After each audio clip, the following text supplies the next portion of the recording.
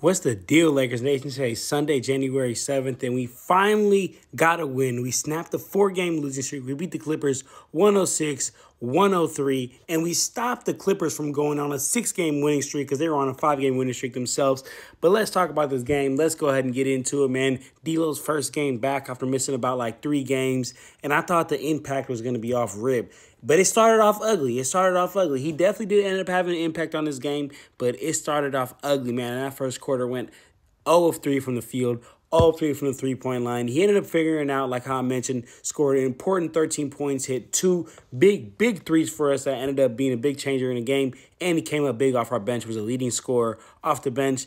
In the first quarter of this game, y'all, typical Lakers fashion, they blew it. They got outscored 24-19. They allowed the Clippers, beginning of the game, to go on a 10-0 run. And then the Lakers had about a 2 or 3 minute scoring drought. Lakers had 5 turnovers in that first quarter. So it was ugly, y'all. But that's in classic Lakers fashion. At this point, we can't even freak out about bad first quarters because they end up figuring out later throughout the game. And that's what they did in the second quarter, outscoring the Clippers 29-30.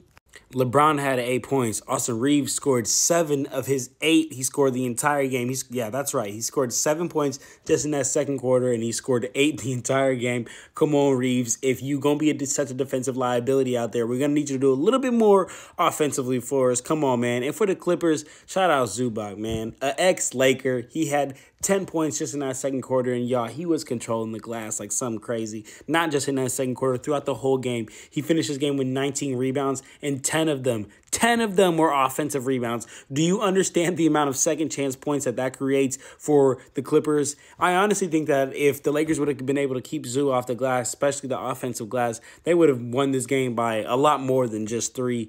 And then, y'all, in that first half, the Lakers turnovers were killing them, y'all. They couldn't build any momentum. Anytime they get something going, turnover, maybe the next couple possessions down court. Had 10 turnovers by halftime, finished the game with 19 turnovers as a team.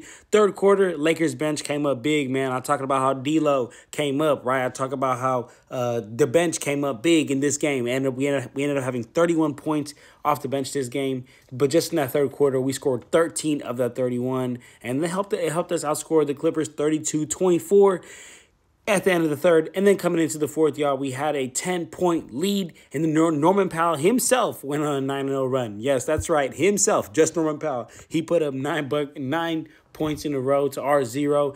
Brought this game right back into it, man. And then to close this game out, man, Kawhi Leonard and PG, they were hunting Austin Reeves like as if he was a middle schooler out there, like as if they are all NBA players and he's just like the one player that's just a middle school player and was getting hunted. Then the Lakers, but I say not then, but the Lakers were still able to hold on.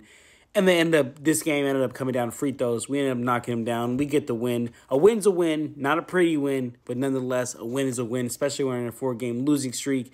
Some other notes I want to talk about with this game, y'all, is yes, Cam hit 2 big threes, but him and Jared Vanderbilt are such an offensive liability. It's like they are almost like a complete negative on offense, and it's getting to the point where they look scared. Like Cam Reddish and Jared Vanderbilt generally look scared to put the ball on the court. They look scared to play basketball. And I'll tell you this from a basketball player's perspective, you can't play with the mindset of I don't want to do anything wrong, because then you're not going to do anything right.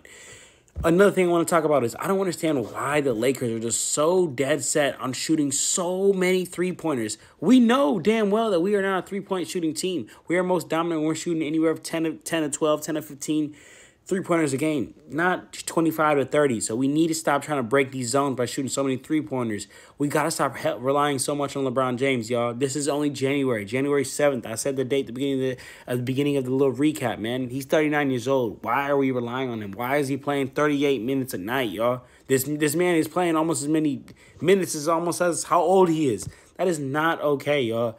And then to talk about that zone that killed us in the Grizzlies game and in the Heat game, Darvin Ham, he's got to show these Lakers players how to break a simple zone. If you need me to, I'll come up there and show y'all how to break a zone.